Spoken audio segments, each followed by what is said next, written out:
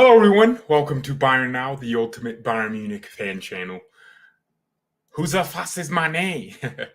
Frankfurt's president just roasted Sadio Mane out of nowhere, uncalled for. I'm going to show you the video. It's actually a hilarious video. Well, so we have some really good Bayern news today. It's actually just great news. No injuries, no ACLs. I tore my AC. How do you tear your air conditioning? Well, at FC Bayern, you can tear anything, especially if your name is Kingsley Coman. So no injuries. Some good news. The UEFA committee that's responsible for sanctioning, or clearances for transfers like this have approved Mathys Tel. If you don't know, he couldn't play. And there were people saying it wouldn't be till next week. They meet every 10 days, and they met like a few days before, and they're going to meet next week. Well, yes. Today, they cleared him. He can play against Frankfurt, baby. Let's watch Eintracht Frankfurt's president respond when they ask him about Mane or something. Sadio Mane. Who the fuck is Mane? Also, wir haben das. Bro, that's crazy. We got to play that back, man. Sadio, you better score a hat trick. This is why no one likes Frankfurt at Bayern. But it's just good banter. He looks like he's 90 and he still has banter. So I think he's mentally more sharp than our president. So come on. Who the fuck is Mane? Bro, I'm telling you, man, that's crazy. Imagine Mane scores a hat trick. Imagine that. So, like I said, Mathys Tel can actually play. And to be honest, the more I think about this transfer and I see him in training videos, the more gassed I become, right? I am a fan at the end of the day. I'm susceptible to hype. I can look at a player and just get excited. There's some news with Ligt. Apparently, Mathys Tel is making great progress. Some Konrad Laimer news for you today. I just wanted to do the Tel thing because it's very, very telling what's going to happen on Friday. Man, honestly, I have loved my life as a Bayern fan in the last month or so. All the games have been at my time. I'm not waking up at 7 a.m. to watch Bayern. It's just so much more relaxing knowing I'm going to wake up a few hours where I can go to the gym and I can sit down and watch the FC Bayern Munich. And it's just no pressure. So I think that's so much more, so much better for me. Okay. I don't want to wake up at 6:30 and prepare a live stream. I just want to do it in the middle of my day. And it's not like I have a real job. I work for myself. So I can pick my own schedule, right? I guess on the Bayern days, it does take a little bit more from the things I do, right? I would normally watch Bayern while doing other things. But when I'm doing a live stream, it's just me and you. So I'm loving these times. I'm going to appreciate it because I know it's not staying. Next week, we're going back to 8:30 kickoffs and 7:30 kickoffs. I don't mind the 8:30 thing. That just means I have to sleep at around 11 or 12. But man, when you're talking about 7, my head starts blowing apart. That's why I love the Champions League games. I'm awake. I'm active, man. So loving the Bayern games in the last few weeks. Just at a great time. This one's at 12:30 at noon. So another amazing time. I get it for the people in Germany. It's actually, like 12 a.m. for you. Wow. Sometimes it's, for me, I'm seeing daytime. You're seeing nighttime. I get that. And then there's people in India that are seeing 3 a.m. kickoffs. That must hurt. It must hurt. And there's some news. Borussia Dortmund struck a deal with ABC to show the Bundesliga in the US for free. So that's actually a really good deal. It helps the league's exposure, and it means more people can see the league. Dortmund versus Leverkusen, that's the game that's being shown. It's at like 10:30, so I think there's going to be someone in America that watches that. So they should market the crap out of that game if it's free, because you're going to get a lot of new watchers of the Bundesliga, because Americans, they see one thing one time, they start paying for it. That's why we got 50 subscriptions now, Hulu, Peacock TV, Netflix. Hulu plus, Netflix plus, no ads, plus, no other ads, no banner ads, Netflix version 2. You got Paramount TV, ESPN plus. We basically took cable TV, which used to be $60 every month or $70. It had all the channels you wanted. And now you're paying almost more, but now it's just segregated. You have ESPN, you have HBO, and whatever they own their own content. The benefit to that is that each of these streaming services tries their best to make the next best originals so you can come watch. Amazon Prime is making The Boys a really good show so they can, keep an audience for themselves. So it means there's more competition on shows. So if you don't like something, you just move away from it. Cancel the subscription. So I can't wait. I think it's actually really good news. It's 10:30 p.m. Not that bad. No, the pay is a crab. We watch it for free, bro. Wow. The pay plays well for Barca now. I don't get what the comments are saying. Apparently, Memphis Depay is on his way out of Barcelona, and someone's asking what was stopping him from playing. So the thing wasn't sanctioned yet, so his transfer wasn't cleared.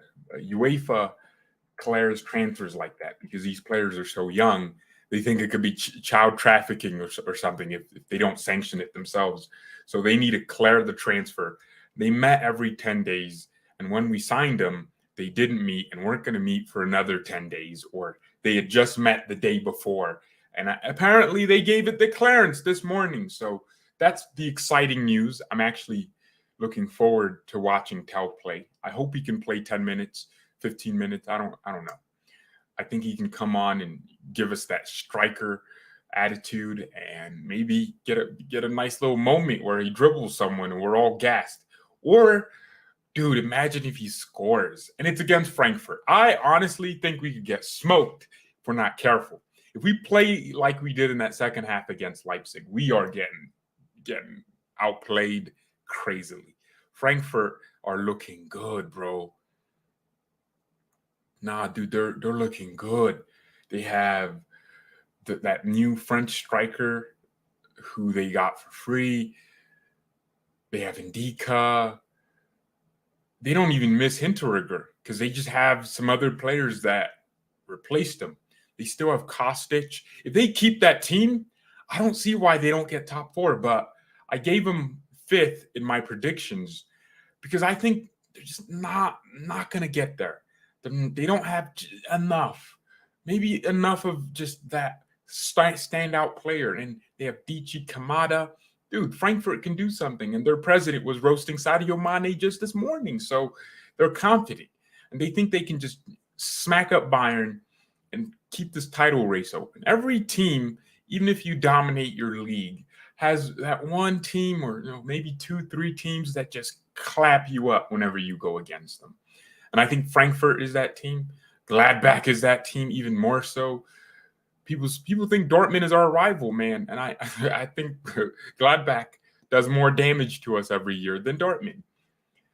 I think Leipzig actually do more damage to us than Dortmund. I don't remember the last time we lost to Dortmund.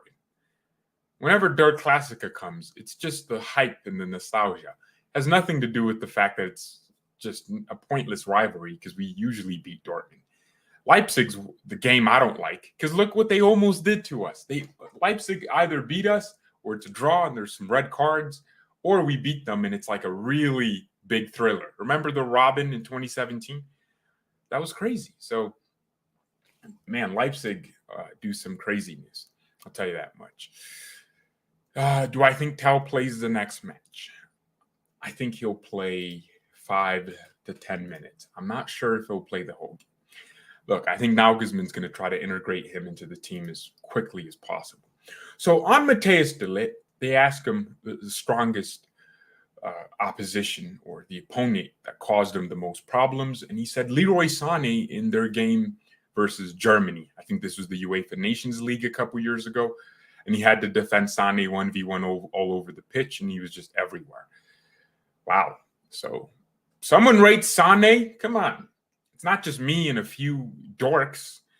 Someone rate Sane, and honestly, Leroy Sane has everything, man. The finishing is good. The football IQ is good. It's the confidence. It has to be because he's missing simple passes.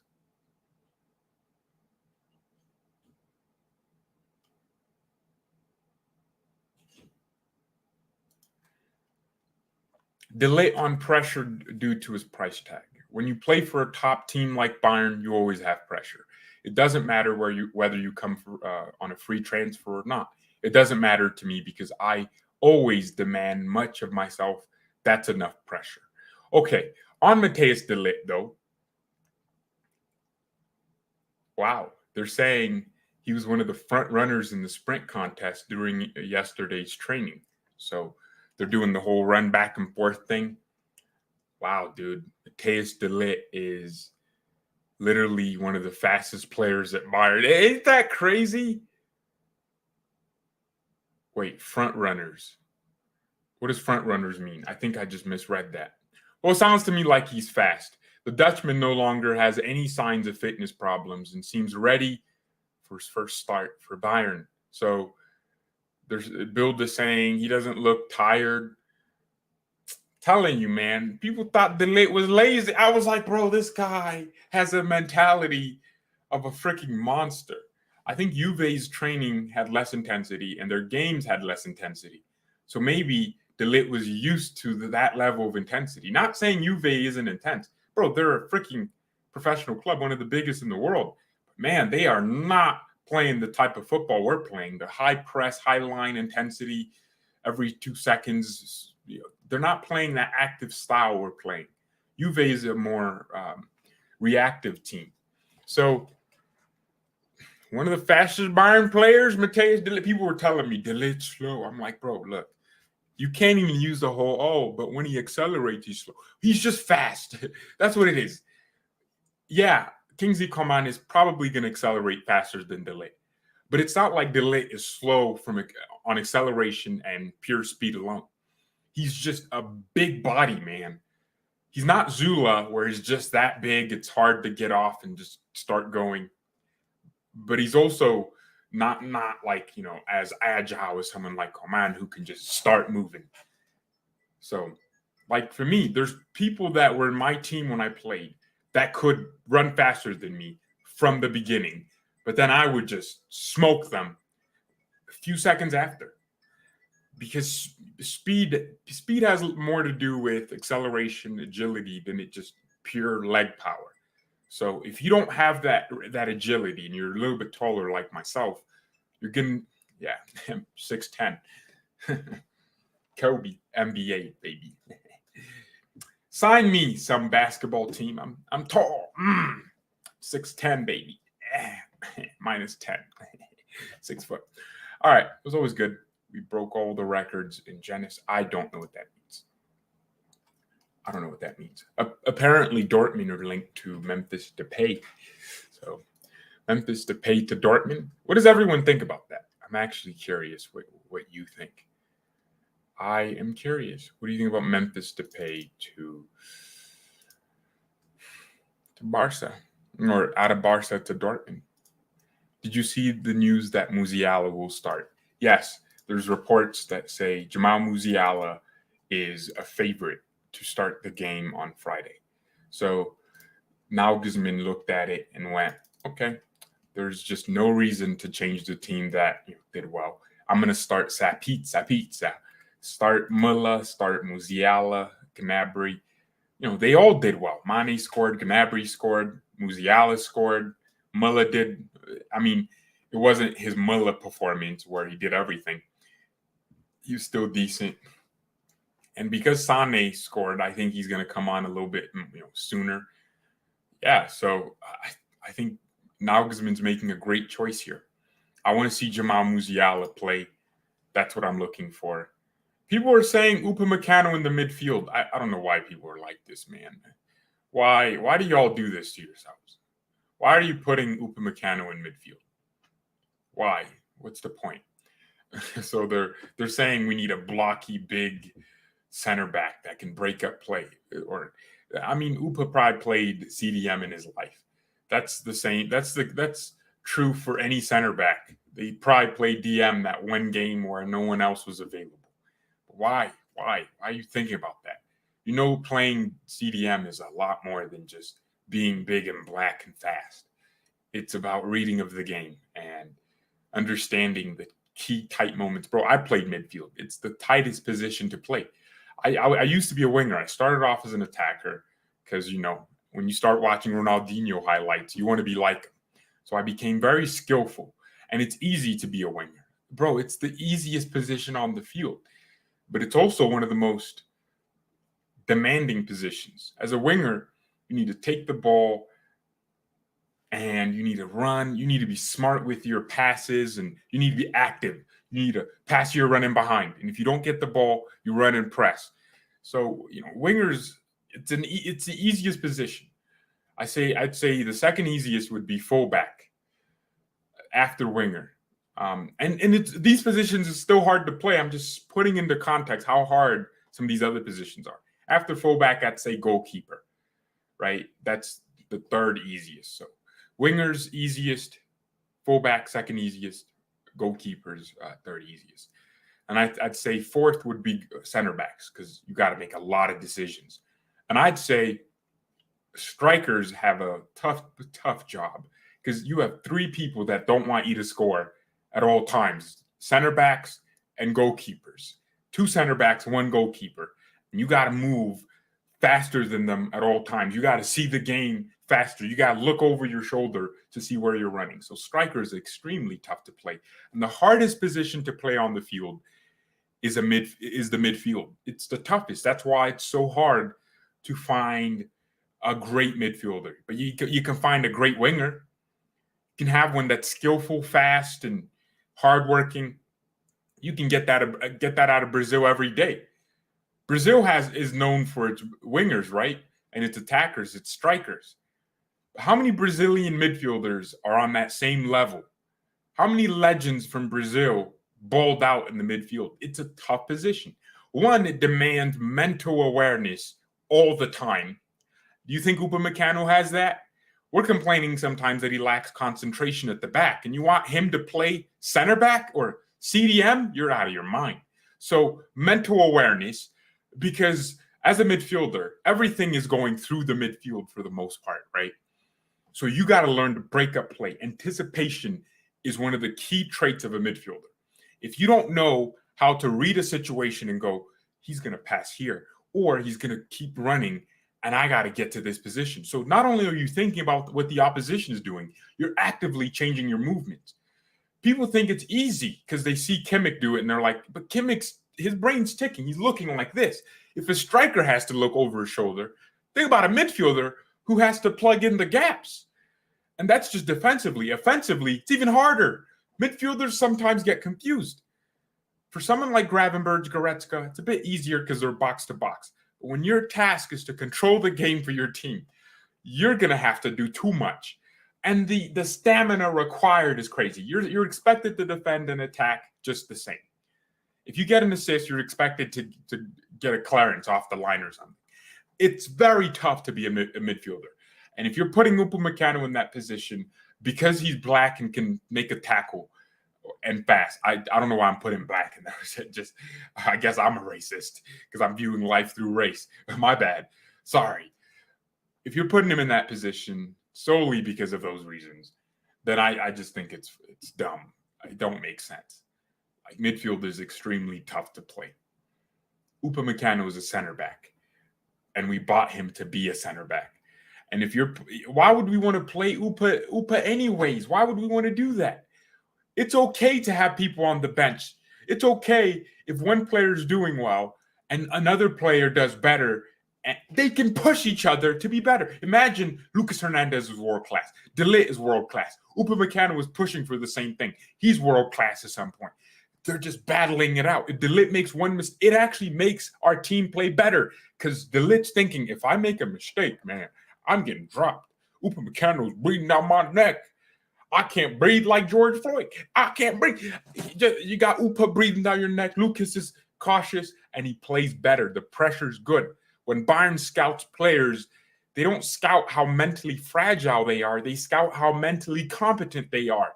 They scouted enough to realize, dang, if Upamecano is put in the situation where he has to fight for a spot, he'll fight. If De Ligt and Lucas are put in a position where they have to fight for their spot, they will. Bayern scouts the mentality.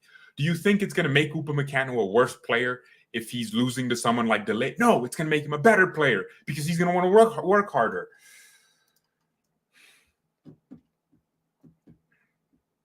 Bring back Boateng. Come on, guys. Let's not do this. Boateng, isn't he in, I think he's in Lyon or something. Let me check. Jerome Boateng. Or he's inside his ex, beating the crap out. Let me stop. Yeah, he is currently at Lyon. I wonder if he'll ever go back to Hertha Berlin. I thought that was where he was going to go. I don't know, man. I feel like he would have made them better. Yeah, so Jerome Boateng is he's at Lyon. I mean, cool guy and everything, right? Let's see what happens, though. I think it's going to be interesting to see how he performs there. Is this his second season there? I totally forgot about Boateng, to be honest. Bro, I forgot he even played for us. That's me just being real. I forgot he played for us.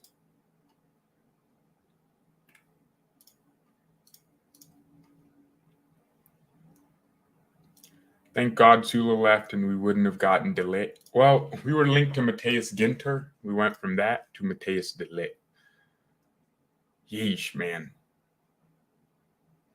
I'm not going to lie, man. That Frankfurt president is on some mafia boss vibes, man. I hate Frankfurt. I mean, they make it so hard to support them. Low key, I was rooting for Rangers.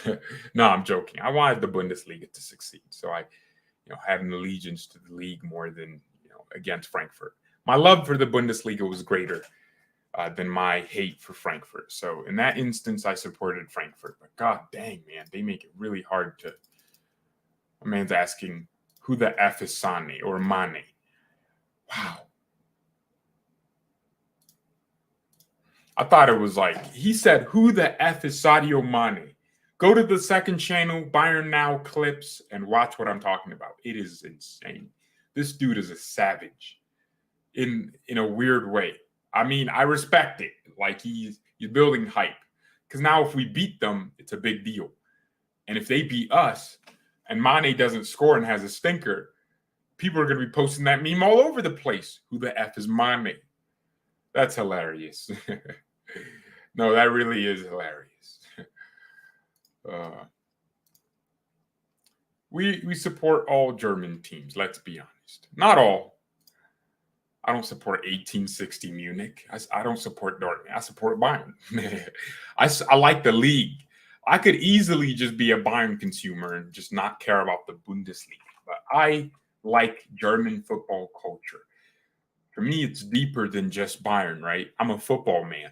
So I appreciate what the league does. I appreciate the players we have. I appreciate the fact that a player will stay in the league and not move somewhere else. Even though I don't like certain players, I can still appreciate if they're good players. Like, I don't like Poulsen. I still don't like him. Poulsen's trash, man. He is wicked trash. Poulsen is AIDS. He's cancer.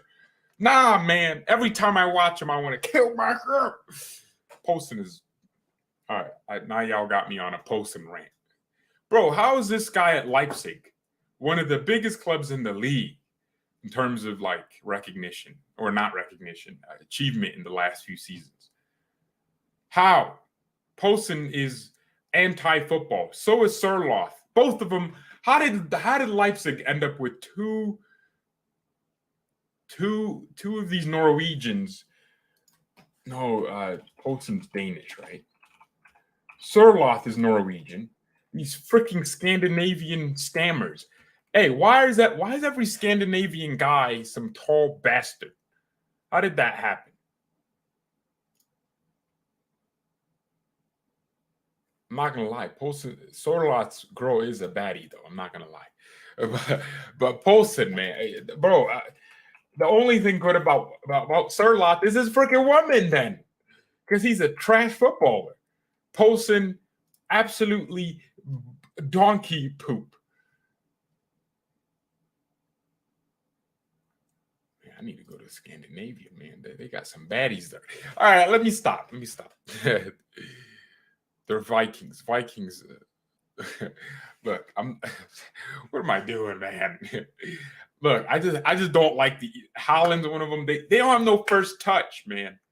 All of them just have no first touches. They touch like R. Kelly. It's weird. So I'm just saying, I think we could do better. The Bundesliga should stop buying these Norwegian, and all these Norwegian or Scandinavian bummy players, because there's some real bowlers.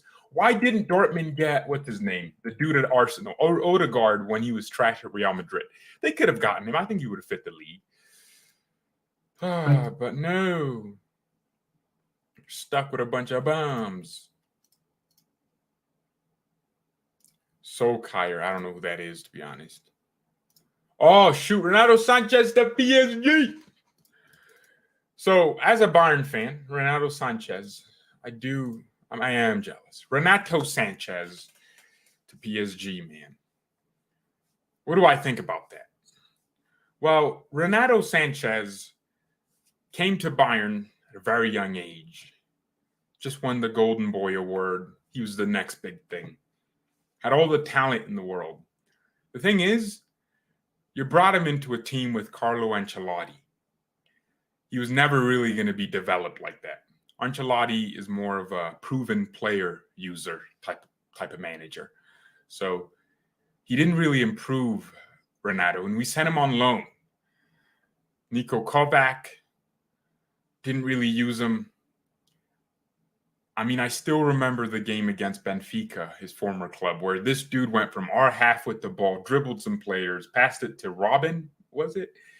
And ended up scoring, and it was just an epitome of how talented he was. And we just never got the best out of him. And then we sold them. I'm sorry, did Hansi get a season with Renato Sanches, or did we sell him before Hansi? I think we sold him before Hansi, yeah. If Flick was still here and we had Renato Sanches, man, I think he would have been our Thiago successor. I think that guy would have been amazing. The thing with Renato is he never flopped because he wasn't talented.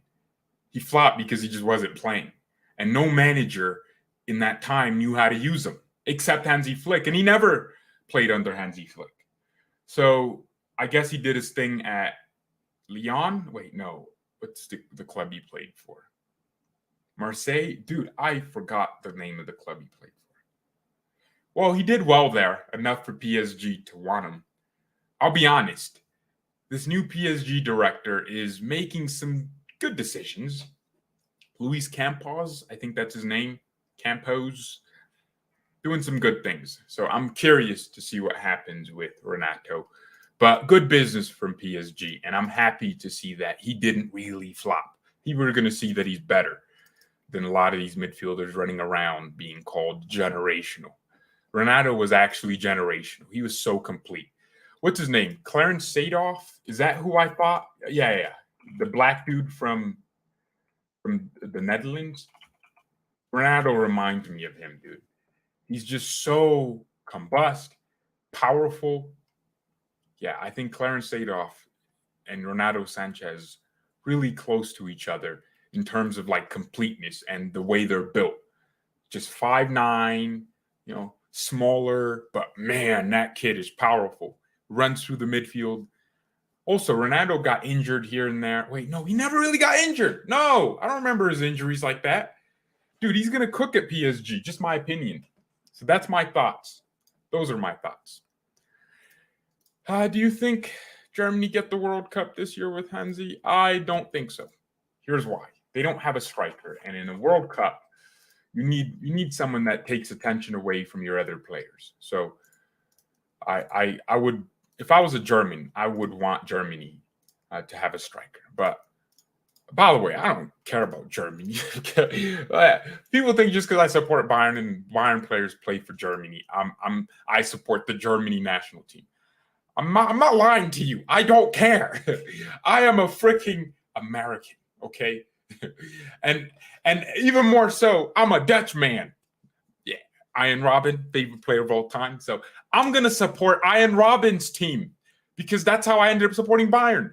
I was watching the Netherlands and I saw Robin and Van Persie at the 2014 World Cup. And I fell in love. I was like, man, this guy, Robin, is out of this world.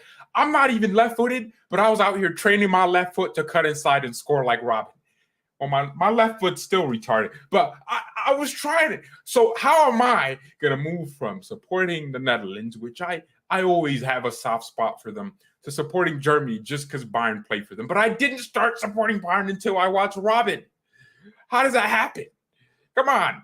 That's weird. You're like, support Germany. I don't care. I don't have any allegiance to Germany. The only thing that I have an allegiance to is the Bundesliga and Bayern. And they're completely different. There's Bundesliga players that aren't German. It just so happens that my favorite team and the team I love, because of Ian Robin, is Bayern, and they exist in Germany. But most of our players aren't even German these days. I mean, apart from Thomas Müller, Neuer, and Kimmich, and Goretzka, who normally start, who else is German? Sane here. I forgot Sane. Crap. Gnabry, crap. Okay. All right. I'm losing my point here. Like, the point is, Pavard's not German. De Ligt's not German. Upamecano's not German. Lucas Hernandez isn't German. Davies isn't German. Gravenbergs isn't German. Sabitz is not German. Like, we have a lot of non-German players. Okay, Ulreich is German. Okay, all our youth players, most of them are German. 8 out of 10 of them. Okay, you got my point. I support Germany in the sense that, Hansi's there. I'll watch them, but I'm not sitting there. If Germany was playing the Netherlands, I'd be rooting for the Netherlands. It's just me. Like, you don't have to, have the same thoughts as me, right? There's people that support Bayern and Germany, and they're not even German. I get that, but, I have a sense of, just care for the Netherlands that I just love the way they interpret football, man. I love it. There's nothing I don't love about the Netherlands, and they're an underdog, and I love that. And I support the U.S. men's national team, more importantly. Hey, quick question to everyone in the chat right now. Oh, Musiala is German, and Serge Gnabry. Okay. Look, everyone's German at Bayern. Okay, here's a quick question to everyone watching this right now. And this is an important question. Do y'all actually rock with women's football? It's a question. Because when I was watching that, I was not being moved. I don't know why these dudes on Twitter are like, England won the Euros. And, bro, look.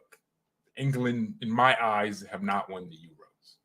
The women's team has won the Euros, and no one watches it. I'm just saying we should celebrate women's football, but to pretend like it's on the same quality as the men's football is just bizarre to me. I don't understand why these dudes are doing that. Maybe people are afraid of being canceled. I don't really give a damn. I'm just giving my opinion. I don't get moved by women's soccer. That's what they're doing. They're not playing football. They're playing soccer. So I'm just saying, do you get moved by it? Because I'm just watching it, and I'm like, that was some horrible goalkeeping, and all the keepers are 5'4", and I don't even know any of them. I used to watch the U.S. women's national team. This is back when I was a simp. I was a simpy boy. Now I'm like, dang, they really suck, bro. I went and watched my high school girls team play. Freaking felt like a pedophile, but here's what happened. I was watching my city's team play, and the women's team was playing a championship game that day. I didn't even know my school qualified, my former school. And I was watching it. I was like, dang, man, I remember them being this bad. The referee was bad. Everything about it was lower quality. It ruined my night. I went home depressed, even though my team won. So as much as, yes, I am a supporter and I'll sit there and watch if my girl was playing it, I wouldn't watch it like to watch it. I would watch it because I had a reason to, or I didn't want to be canceled or something.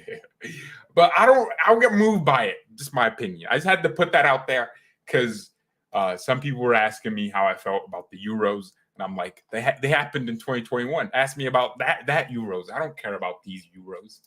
As far as I'm concerned, these are freaking rupees. The rupees. These are not Euros. It ain't real money. Wait. Rupees are real money. I'm just saying inflation. I don't mind it that much. Yeah, no one watches the WNBA. Okay, name 2 WNBA players in the chat right now apart from Sue Bird, because remember that TikTok? Who gonna guard Stu Bird?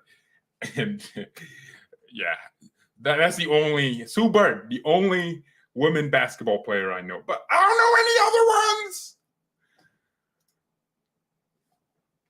other ones. Someone actually went to Chelsea. Wait, what? Wait. They asked Coman, Lewandowski or Benzema. And he said, Levy left, so I'm saying Benzema. Hey, yo, Kareem, I've seen the light best player of all time. Wow, dude. Cucurella to Chelsea. Dang. Wait, is he actually that good? Brighton are cooking then. Just getting good player after good player. Yeah, dude, 50 million. Wait, City couldn't pay that? I think they wanted to pay like 25 million or something. I mean, I got to respect City. They're not like PSG where they just spend. City are actually one of the few clubs to actually put their money to good use as opposed to just splashing. So respect to City. There's still farmers. There's still a bunch of scumbags because of their oil money. I mean, Cucurella with 50 million. You can see why City wouldn't do that, but someone went to Chelsea. That's all. They'll be happy with it, with anything. They'd be happy signing me. To be fair, I'd bring them the Premier League. I'd give them the Premier League trophy. Do you think the pay to Bayern for free is a good idea? I'm not exactly sure. We should buy Firmino. Roberto Firmino. Si, señor. The problem with signing Firmino would be you're taking attention from Mathys Tel, and I don't think Bayern want to do that. I'm actually convinced this club wants to give Tel some reasonable game time and then see if he succeeds and if he cooks. And if he doesn't cook, we'll sell him. Oh, no, we won't sell him. What am I saying? No, if he doesn't cook, then we'll buy a Harry Kane or, another striker. We'll be linked with Mbappe next thing you know, because Brazzo's moving that way. Apparently, they're giving him a 4-year contract till 2026. Fair enough. I think he deserves it. I used to criticize Brazzo, and actually, I don't regret criticizing him because I feel like he got better. Look, don't be afraid to criticize people. There's people that are like, oh, you're not the club president. Bruh, why are you like this? You can criticize whoever you want because you're a person with an opinion. You can have your opinion. You can think Brazzo is still bad today. That's your opinion. That's your prerogative.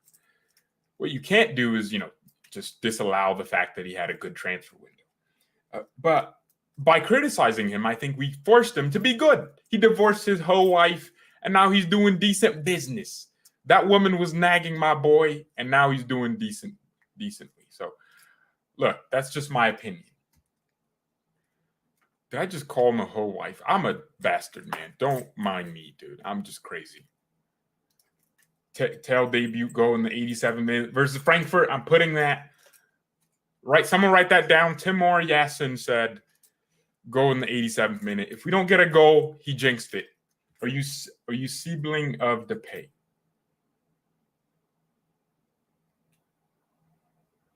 Oh, he's asking me if I'm Memphis Depay's sibling. Why am I so crazy about Depay? Oh, because he's linked to Dortmund, and I think it'd be a good move for him and Dortmund. I think he's probably better than Haller as a pure footballer. And, it's Dortmund, so it ain't happening. They're not going to sign Depay. But I think Depay should go to Dortmund. Wait. UEFA have announced they will use a semi-automatic or automated offside system for the Champions League this season. The ball will have a sensor inside that will send VAR data to support fast and accurate offside calls. Dang, man. Why the hell is that? I hope it doesn't actually make the football like heavier or something. Oh man, dude, people hate VAR, but I mean, the introduction of it did ruin a lot of things. But I mean, if you're going to have a semi-automated offside system, it means it's more accurate. And I hope it doesn't take longer.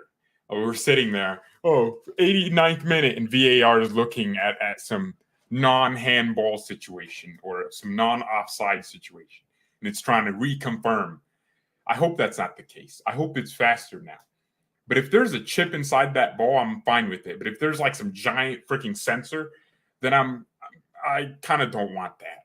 I guess the sensor is going to weigh the longitude, latitude of the ball, and then get the data to VAR. They're going to compare it with the cameras and analyze it and see if it's literally offside. That's man, could just trust the linesman. But sometimes the linesmen get it wrong, dude. Watch the game versus City. That wasn't a foul.